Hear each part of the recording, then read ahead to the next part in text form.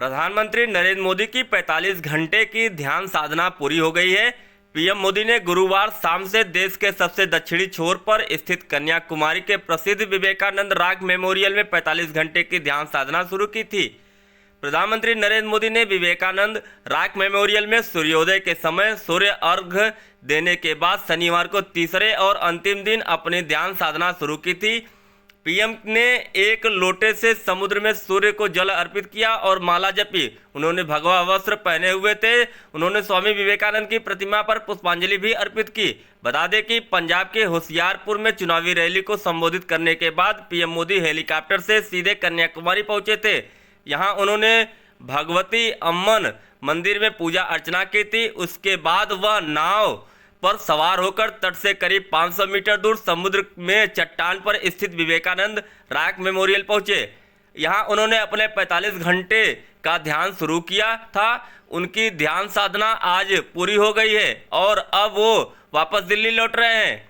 ध्यान साधना के अंतिम दिन पीएम मोदी ने भगवा वस्त्र पहने हुए थे और उन्होंने स्वामी विवेकानंद की प्रतिमा पर पुष्पांजलि भी अर्पित की। वह अपने हाथों में जाप माला लेकर मंडपम के चारों ओर चक्कर लगाते दिखे। कन्याकुमारी सूर्योदय और सूर्यास्त के दृश्यों के लिए मशहूर है और मेमोरियल तट के पास एक छोटे से टापू पर स्थित है।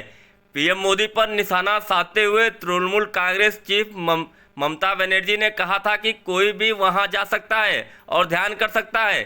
क्या कोई ध्यान करते समय कैमरा ले जा सकता है? वहीं अखिलेश यादव ने कहा था कि सुना है ध्यान लगाने जा रहे हैं जहां पर विवेकानंद जी ने ध्यान लगाया हुआ था। सुना है कि पीएम मोदी वहीं ध्यान लगाने जा रहे हैं, लेकिन ध्यान लगाने की जरूरत तो 5-7 साल पहले थी। कांग्रेस नेता दानिश अली ने कहा था कि चुनाव आयोग को कहना चाहिए कि मीडिया इसका लाइव प्रसारण न करे। बीजेपी ने दिया जवाब। बीजेपी ने विपक्षी दलों पर कन्याकुमारी में प्रधानमंत्री नरेंद्र मोदी के ध्यान लगाने पर राजनीति करने का आरोप लगाया।